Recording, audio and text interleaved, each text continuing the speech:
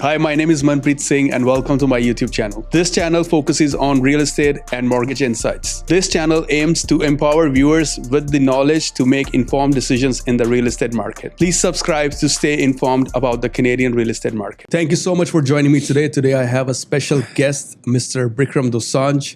Bikram, thank you so much for joining me. Thank you. I appreciate it. I'm going to start off with a few questions and we'll take the conversation from there. My first question to you is, how long have you been in the business of real estate and what exactly inspired you to join real estate? So I started real estate when I was 18 years old.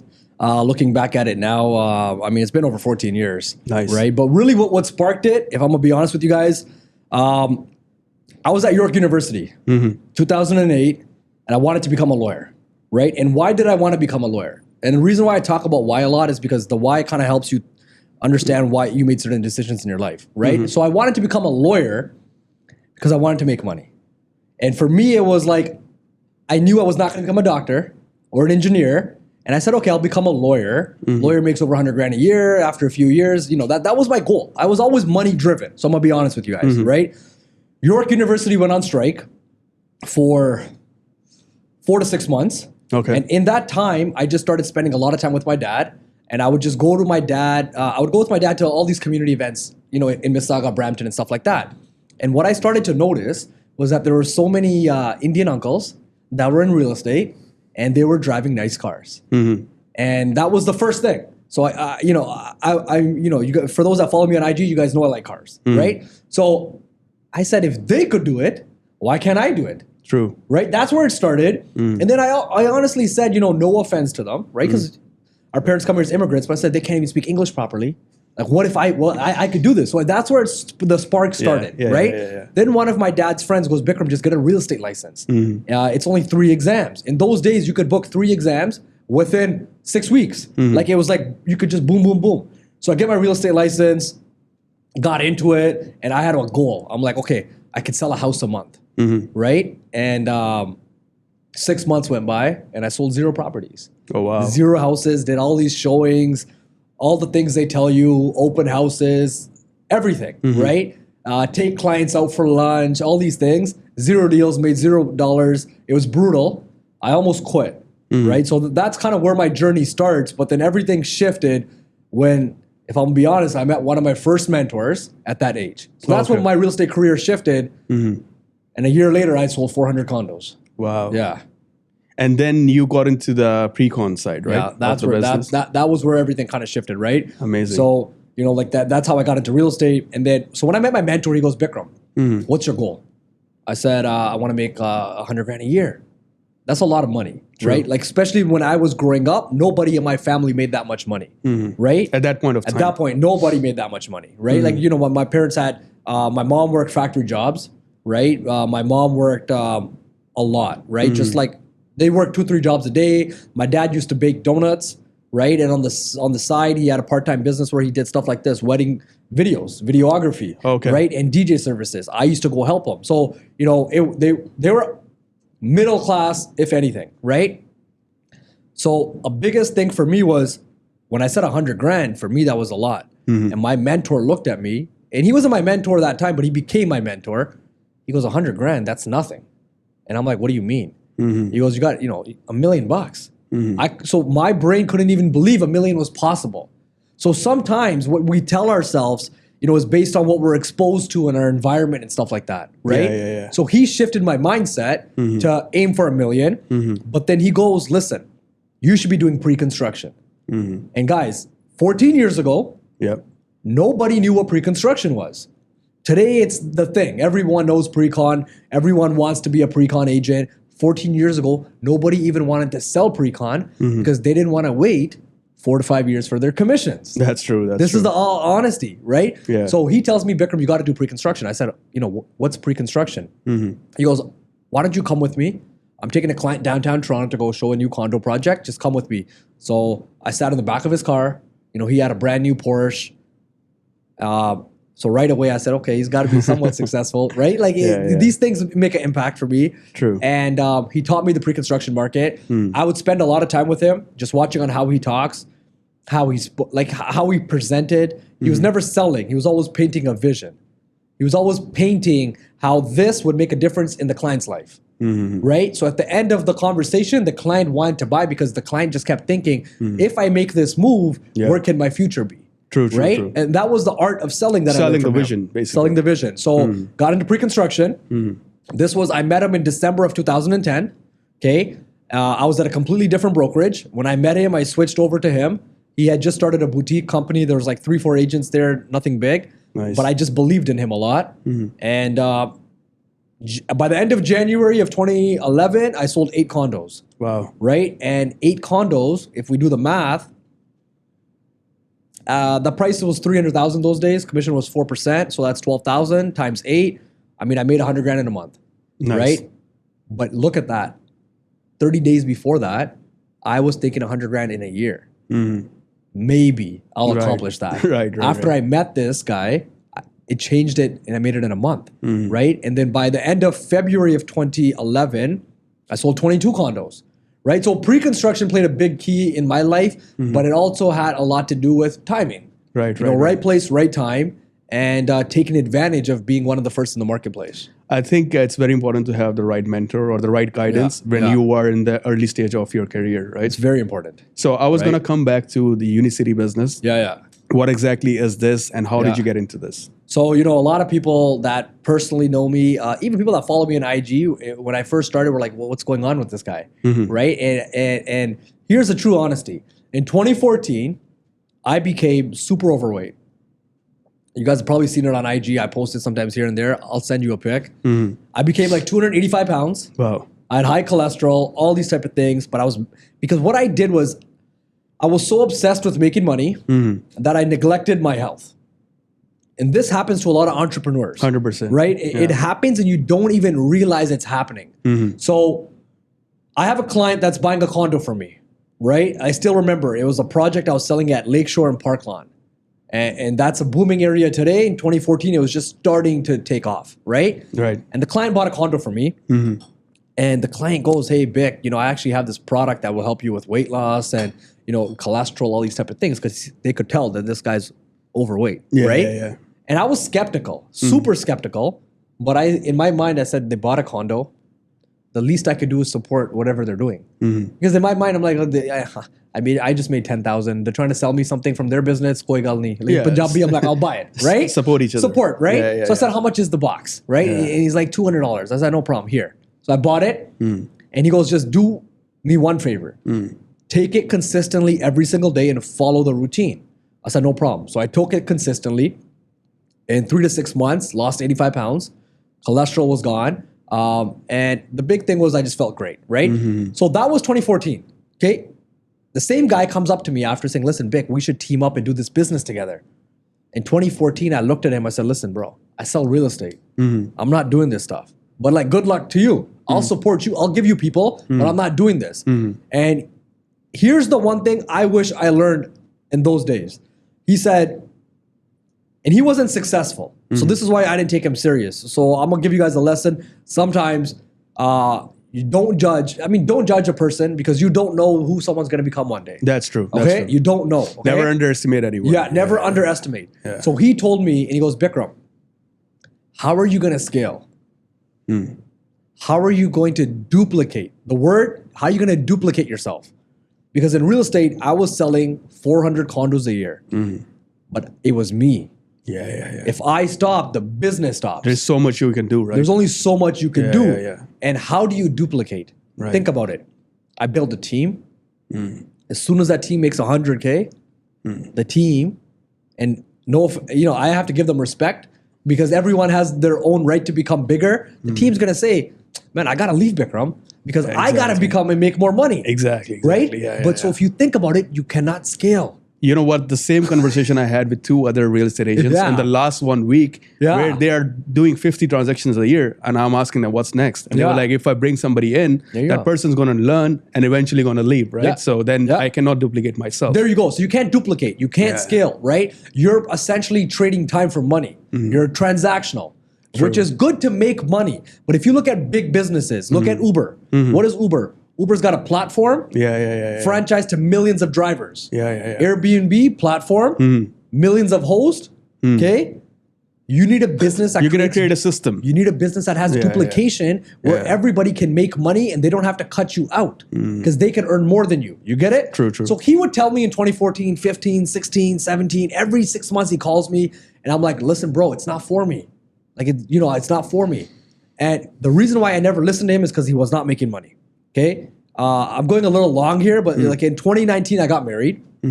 He's at my wedding because we became really good friends, right? So he's at my wedding. And he's telling me, he goes, Bikram, I'm telling you, just listen to me. You have a huge network. Like, this will take off. It's already big in other countries. It's not big in Canada. There's an opportunity. And I said, listen, man, it's not for me, right? That was 2019. 2022, this is a true story. December, I'm at Sherway Gardens, okay, with my wife, holiday shopping. And I get a call from him. I'm like, that's, whatever. I pick up, I say, hey, what's up, bro? How are you? He goes, I'm good. How you been, man? I'm like, oh, everything's good. I'm looking to buy some real estate. Okay, that's what he said. I said, okay, what do you want to buy? He goes, I thought, which condo project? So I literally said, which condo project are you looking at? He goes, no, I'm not looking for a condo. I'm looking for a commercial building. Nice. And I said, in my mind, I'm like, this guy, he can't afford a commercial building. Right? Because in 2019, he was driving Uber at my wedding. Oh, okay. He was driving Uber, but doing this business too. So I said, how is he going to buy a building? So I said it nicely.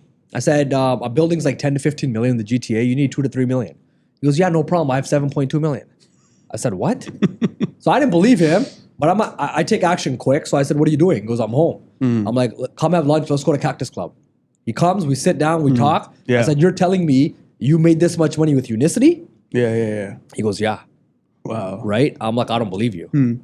He's like, what do you mean, man? I'm like, go to your app, whichever bank it is, log in in front of me. Yeah. Log in. And he looks at me and laughs. I'm like, I don't believe you because I don't understand how. Anyways, he logs in. Not only is there 7 million, but I start going through the monthly with him. It's over $1 million a month. Profit. Wow. So in my mind, I asked him one question, okay? Where did you build it? How did you build it? So he built it in the United States. He used social media. So remember in 2019, he couldn't grow it because he didn't know how to get to people. He used social media. He got big in the US from Canada, but in the US. So I asked him a simple question. How many people use the product in Ontario? He said 300 people. I said, let's go. I'm in. Because all I saw in my mind was, okay, pre-construction, 2010, all over again. Let's go. No one's going to understand it. That gives us the advantage and we go.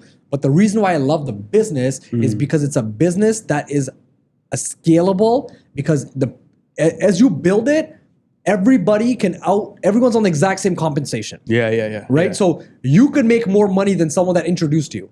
Think about that. If you're working in a regular corporate job, you're never going to make more money than your manager. You're never going to make more money than your CEO. You won't even get a chance. That's true. If you're in real estate, you're not making more money than your team lead.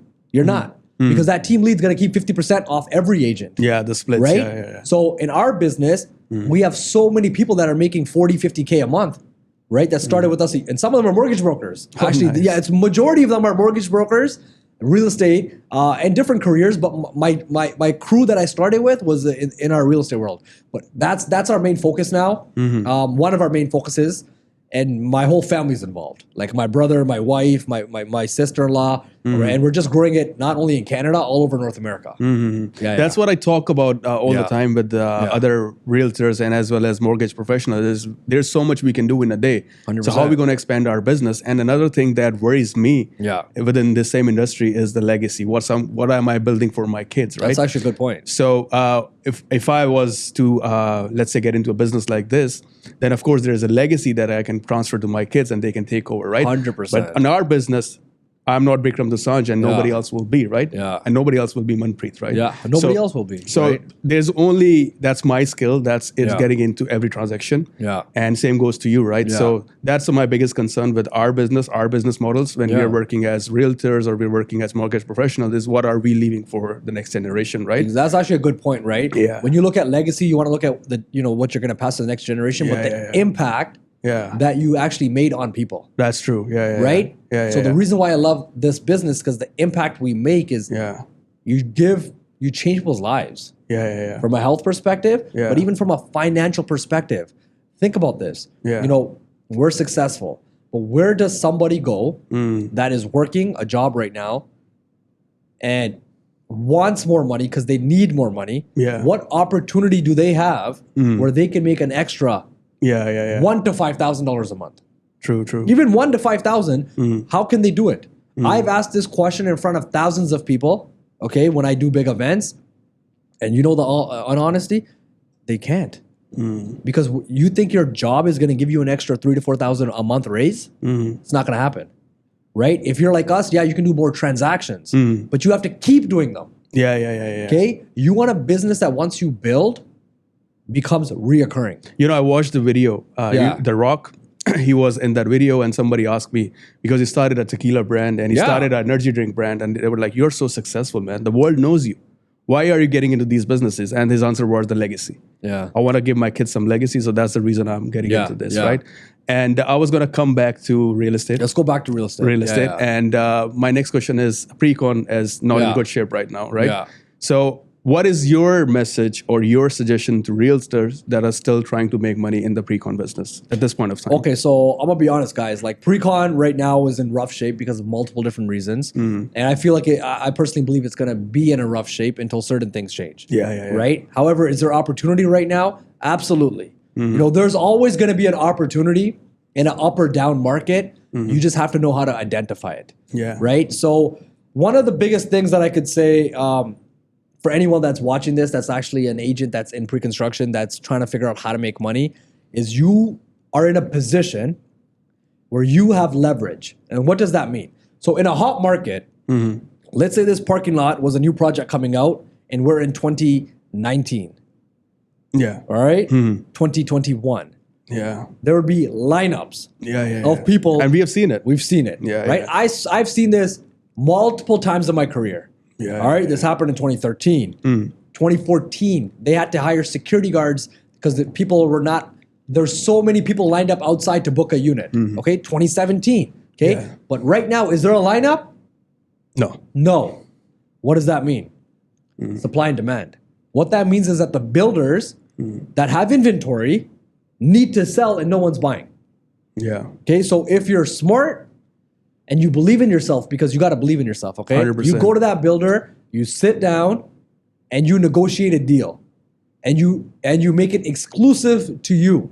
Meaning that if this cost 100, let's say all of us walk in and the builder's charging $100 for this, we say to the builder, listen, I could sell 10 of these, right? I'm gonna need some time, okay? But I'm gonna spend time, money, and energy promoting this and focusing on this project. But I need it for 80 to 85 cents.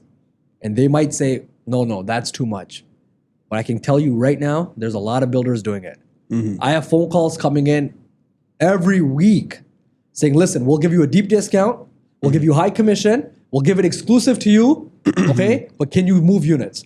So what I'm trying to tell you guys is that there's opportunity out there where you have leverage. And what I mean by that is in a hot market, you can't do this. In a hot market, you could have 50 buyers and you're not gonna get a unit.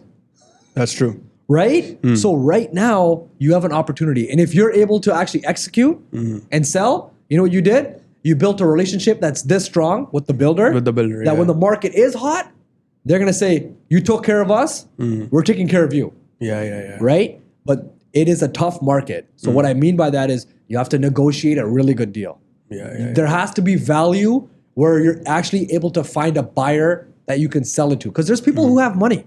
There's people that are struggling. There's people that have no money, but there's people that have money. And the ones that have money are buying things that they can buy at a discount. They're looking for a good deal, basically. Looking for a good deal because they have so many options. True. Right? So if you can bring them a good deal, and I'll give you guys another example. If a certain project came out at $800,000 and it was, 70% of the units got sold and they have 30% left, but the builder's struggling. Okay, you go to that builder and say, listen, give me a few units at like $675. And they will give it to you. Right? Like, I shouldn't be saying this, but guys, they'll give it to you. Right? And now you go to your clients and say, listen, guys, these sold for $800. People bought them and we're able to pick it up at this price. And the closing's still in 3 years. By that time, the market will change, right? But at least you know you've bought it way below everybody else. That's true. That's true. That's the opportunity.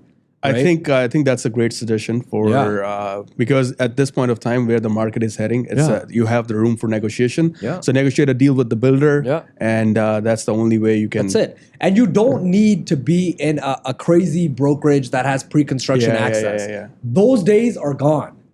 I'm being serious. The reason why I'm saying that, platinum access is gone. You know, if anyone, you know, I'll be the first guy to tell you. It's not what it used to be. At one time, there was maybe 30, 40, 50 people in the city of Toronto that got all the units. Okay, so you had no choice in a way but to work with one of those brokerages so you could get access into a unit, into a building. Today, access is free because no one's buying. True. So what I'm saying is there's an opportunity for agents to establish themselves. See, once you establish who you are, you will build relationships where when the market is hot, you will always have business because the builders will take care of you. That's true. That's right. True. But these opportunities come once in a while. Right. So I mean, for anyone that takes advantage of it, I guarantee you'll watch this. And if you take advantage, 5 years from now, you'll watch it and say, damn, I made a lot of money listening to this. You know? No, amazing. You just got to execute. Yeah. And then remember how you said starting from the beginning when you got into the business of real estate and getting into unicity business, networking played an important role, right? 100%. So how important do you think networking is because a lot of time what happens with us is we spend a lot of time just working hard on our business and, you know, not working hard on developing our business. I mean, in terms of networking, prospecting. So how important was prospecting for you when you were trying to grow your business? So guys, you know, networking is very important. I mean, you guys have heard the saying, you know, your network is your net worth. And that is actually true if you know how to use the network, right? And you have to be able to develop. See, when I was younger, I didn't know what networking was. You know, I was very young. I was a very shy person. I wasn't confident, so I was even scared to network. Some people, you know, listen. Fear is a big thing. How do I approach people? All these type of things. But here's the thing: you have to understand that you need to become good at people skills in order to be in a people business. And we're in a people business. 100%. Okay, and most businesses out there are people businesses. Okay, so why is networking important? Is essentially because you need people in order to get things done. But when it goes to prospecting, you know, a lot of the stuff that I did was I did a lot of marketing. Okay, in those days I did a lot of marketing, and that gave me, and I did attraction marketing. So what that meant was people were calling me for something that they wanted based on what I was marketing. So if that makes sense to you, I didn't do cold calling. I didn't do door knocking, right? It's because I didn't want to do that. But when you do attraction marketing, you're going to get leads that already want that. You just got to be able to qualify them and close them. Plus, with those ones, if once you have a bad experience, you don't want to do it again. You don't want to do it. With door knocking and cold calls. I just never wanted to do that stuff, right? But listen, I have friends that do that, and they absolutely crush it. And they're doing extremely well, right? But to go back to answering your question a little bit more, so networking when it comes to other businesses is that you build relationships. Right, and really, when I think about it, when I started to grow even Unicity and our other businesses, it's network. But the network you build over years, reputation. You know, we didn't talk about that, but reputation is extremely important. Don't think about being in business for 1 year, 2 years. Think long term. I know so many agents that started in pre-con, made a lot of money, killed their reputation. And are nowhere to be found. It's a long-term game. Long-term game. Right? If you play long-term, you're always going to win. So keep your reputation strong, but that also goes with your network. Right? As you build a strong network and your reputation is strong, your network will continue to grow because your network will refer, your network will introduce you to other people, your network will invite you to certain events, right? And then your circle starts to grow, your influence starts to grow. And when that's happening, you will grow. Simple. No, reputation is, I think, extremely important. And something that I ask a lot of successful people that have been with me in this conversation is, when we are hustling, I understand. When you're hustling, you want to wake up at 5 a.m., you want to work as much as possible because you want to grow ASAP, right? In your situation, because you've already seen success in the last years that you have been in the business, right? So what is the motivator that keeps you going in the morning? What is the igniter that make you say like, this is what I want to do, and there's still so many things that I have to do, right? Yeah. So what is the motivator in your situation that keeps you going? That's a really good question. For me, it's my whys. Okay, so why? I always remember when my parents were struggling.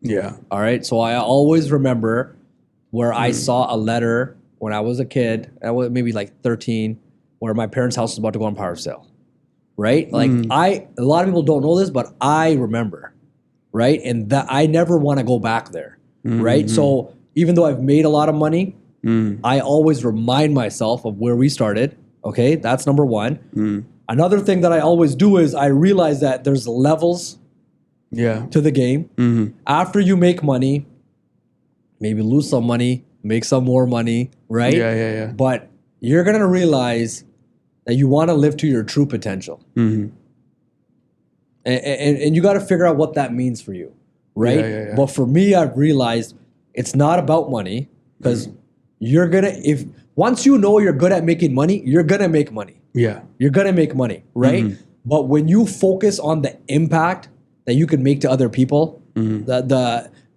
going back to the legacy, going back to, you don't want to be 65, 70 years old one day thinking, shit, I could have been this. Yes. I could have done way bigger. Right? Yeah. Because time is the most valuable asset we have. We can't 100%. buy, we can't pause it.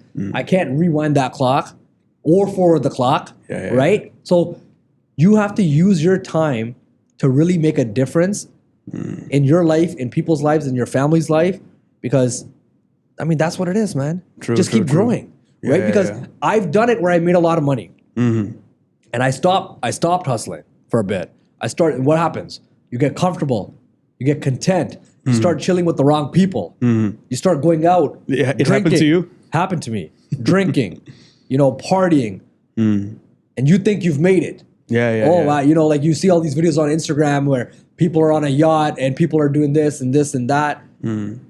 That is fun for a little bit. Yeah. If you stay there, you actually go down. True. That lifestyle will destroy you. Okay? So I did all that stuff. And the reason why I can say this is because you have to go through it. If you went to me when I was 19, 20, 21, I wouldn't listen, because I would say no. I mean, you know what I mean? You have to go through life's journeys, right? 100%. But the one thing that keeps you going is because this is fun. It's like a game. Right? Because that's what I think is that when you start making this amount of money, you get into a point where you're like, why do I need to hustle anymore, right? Let's chill, let's enjoy life. Maybe travel once in 2 months, and maybe have a flashy lifestyle, right? But and you could still do all of that. Yeah. Right? But keeping a good balance. You have to keep yourself and your mind engaged. Yeah. Right? It makes you stronger, it makes you sharper, right? Because if you do too much chilling, bro. No, that's amazing. I'm pretty sure your parents must be proud of you from what you have achieved in the last so many years. And I'm proud of them too. It's because of them. If they didn't come here, I wouldn't be here. That's true. That's right. True. So I always look at it like they did all. I tell all my friends, and I say, listen, our parents, did all the hard work.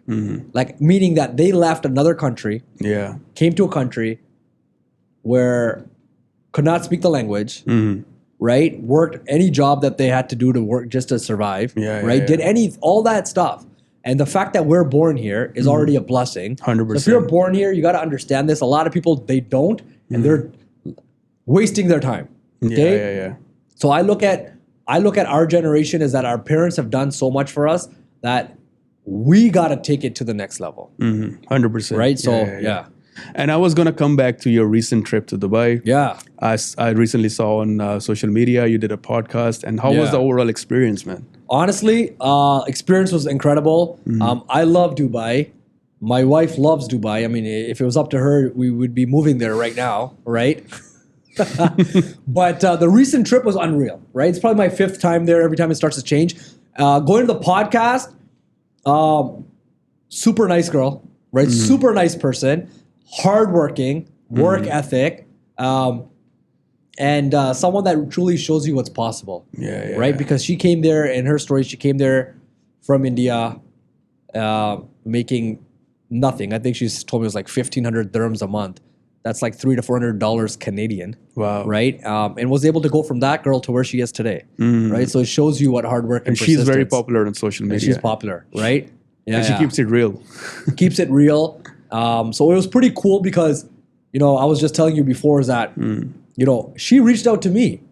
Yeah, right. Yeah. And I actually have the DM. So she DM'd me, and I would just happen to be going to Dubai, right? So I also believe a lot in the universe. Like I believe, I believe everything happens for a reason. Yeah. All right, good and bad.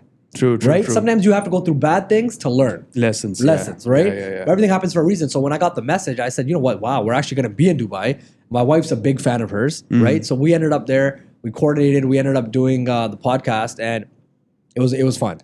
It was fun. It was really good. It got a lot of views too, right? It got a lot of views. Yeah. But the overall vibe in Dubai is different than Canada, right? It's day and night. Yeah. Right. Like, listen, safety, completely different level, right? Like here, you gotta, unfortunately, you gotta be a little bit. I don't know about you, but when you're driving a nice car, now I'm thinking. Yeah. No, for sure. Like, I don't have a very flashy car, but it's fast car, so a lot of people, it gets the attention. I have the M5 competition. Yeah. Like even, you know what I mean? So it's like in Dubai, there's just like you could be driving anything, safety. You could be wearing anything, safety. Women, you could be walking at night. Your daughter, safety. Right? That's there.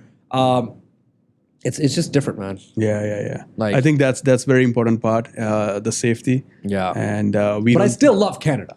Yeah. Right? The reason why I love Canada, I love Toronto, is because Dubai is also very superficial. It's very pretentious. Yeah. It doesn't feel real. True. Right? So you gotta be able to appreciate the hustle of a city. I think a lot of people are moving to Dubai as well, and it's always been the case. People move back and forth, right? Yeah. But I had an amazing experience with this conversation. I learned a lot from you, and what I've seen you on social media, you're exactly aligned with what I was imagining you, and a lot of life experiences.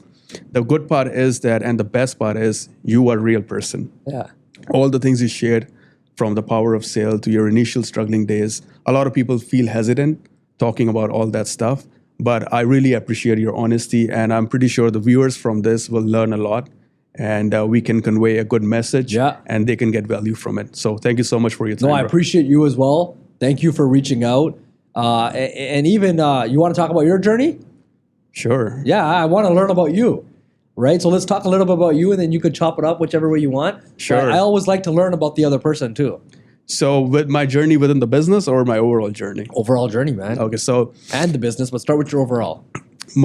I started off, I was born and raised in Delhi, India. As soon as I finished my school, I went to New Zealand, and that's where I did my studies, and I worked a little bit. Pretty much I learned life working, because the family I was born and raised in, we didn't have any financial issues. Yeah. But then when I went to New Zealand, I learned the value of money because I was working with $10 an hour, right? And I was willing to do whatever it takes because... Important lesson. Yeah, because my dad was like all the time that this guy, I don't know if he's going to be successful. He never had any faith in me. And then I was like, it's my time to show him. Yeah. So I was working 14, 15 hours, whatever I could get, I will do it, right? Yeah. And in the first 6-7 months, I sent him $3,000, New Zealand. Wow. I was like, I'm on a student visa, I'm studying, but I'm working my butt off, and this is $3,000 just to prove you that I can do things, right? So, good job, and man. then, and you must have felt proud of yourself. 100%. And my mom, she was very proud of me. Yeah. And I studied there, lived there for quite some time, and then I joined my family business. I was there for quite some time, and then in 2017, I moved to Canada as a landed immigrant and starting my journey. So journey in Canada was a lot of ups and downs. I started a couple of businesses, they failed, but they gave me lessons. Businesses? So I opened a grocery store, Yeah. and in one of the malls, and that failed.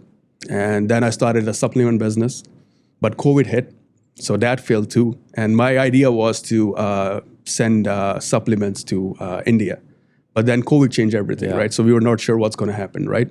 And then I got into mortgages. And this has been an amazing journey because as you were saying, once you start loving what you do, life becomes amazing. So There you that's go. where I'm right now, Yeah. meeting individuals like you, learning from them, and building my network and my connection. I absolutely love it. So I'm enjoying every part of it. And by God's grace, I'm doing decent. Yeah. So, but as you were saying that, I also want to grow. Yeah. So every day I try to wake up at 5 and sleep by 9:30. Yeah. So you compromise with a lot of things. It's discipline, man. It's discipline, but at the end of the day, it pays off. Yeah. And then this becomes addiction. I can never go back to sleeping late or going out with my friends, partying every night, right? That feeling becomes the addiction. Yeah, Right? yeah. And you can't buy that. Yeah. This is one thing that people don't realize, right? And you realize it. You can buy a lot of things, but you can't buy you waking up in that morning, Yeah. being by yourself with your thoughts, focusing, and just having that energy for the day, knowing that you're doing what 99% can't do. Exactly. You get what I mean? Yeah. And that starts to change what you believe you can do. True. Yeah. And something very important you said is really important for everybody to understand is we can never go back in time. Can't. So the time is something that's beyond our control. Yeah. And you don't want to live a life where in your later years in your life, when you're 40 or 50s, and you're like, I could have done this, I could have done that. So don't live your life with regrets. Take your risk. You have to take a little bit of risk to get into something better. But once it all works out, it's worth it. Yeah.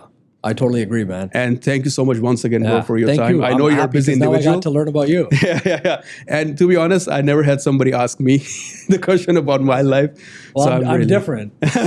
100%. So Well, thank you that's so good, much, man. bro.